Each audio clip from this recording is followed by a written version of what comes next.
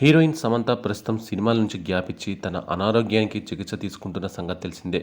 ఒక పక్క ట్రీట్మెంట్ తీసుకుంటూ ఫిజికల్గా స్ట్రాంగ్ అవుతూనే మరో పక్క మెంటల్గా కూడా స్ట్రాంగ్ అయ్యేందుకు ప్రకృతి మధ్య ట్రావెల్ చేస్తూ వస్తుంది. ఈ క్రమంలోనే సమంత మలేషియాకి వెళ్ళింది.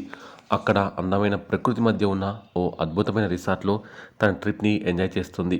ఇక ఆ ట్రిప్కు సంబంధించిన ఫోటోలను సమంత తన ఇన్స్టాలో షేర్ చేస్తుంది. ఈ పిక్స్లో సమంత బికినీలో కనిపిస్తూ ఉఫ్ అనిపిస్తుంది. మలేషియా సెలయేరులో బికినీ అందాలు ఆరబోస్తూ హాట్ షో చేస్తూ హీటెక్కిస్తుంది సమంత. అలాగే మరో ఫోటోలో యోగా చేస్తూ కనిపించింది.